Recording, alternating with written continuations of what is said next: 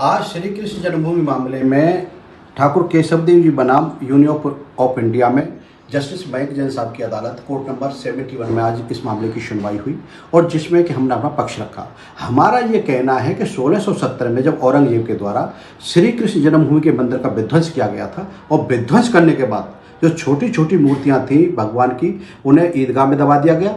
मथुरा जो शाही ईदगाह बनी हुई है, इसके अलावा जो बड़े विग्रह थे ठाकुर केशव राय के विग्रह उन्हें औरंगजेब आगरा ले गया और आगरा की जो जामा मस्जिद है जिसे बेगम साहिबा की भी मस्जिद कहते हैं उसकी सीढ़ियों में उन विग्रह को लगा दिया गया। वो विग्रह आज भी वहाँ पर लगे हैं सीढ़ियों में। ये लोग जो शाही खानदान के लोग थे पैरों से चढ़ते उतरते थे। तो इसी को लेकर के हमने एक केस दाखिल किया था और ये केस ट्रांसफर होकर के उच्च न्यायालय इलाहाबाद में आज उसकी सुनवाई हुई। तो हमने माननीय न्यायालय के समक्ष चाहे माशरे आलमगीरी साकी मुस्तक खान की किताब हो उनको भी एविडेंस के रूप में रखा। इसके अलावा मथुरा मेमोर एफ.एस. ग्राउस की पुस्तक थी उसको भी हमने एविडेंस के रूप में रखा।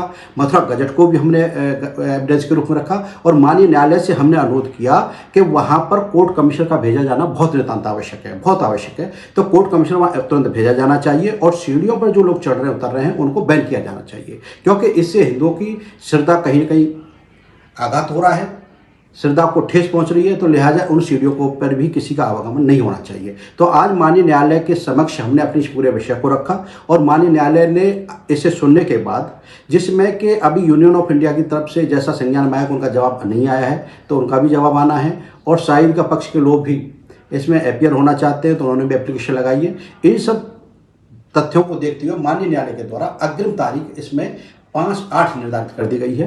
5/8 को इस मामले को पुनः सुनवाई होगी और इसी बीच हमने न्यायालय से यह भी अनुरोध किया था कि वहां पर कोर्ट कमिश्नर की नियुक्ति कर दी जाए। तो अभी माननीय न्यायालय का आदेश क्या आता है वो देखेंगे और इसमें अग्रिम तारीख 5/8 नियत कर दी गई है।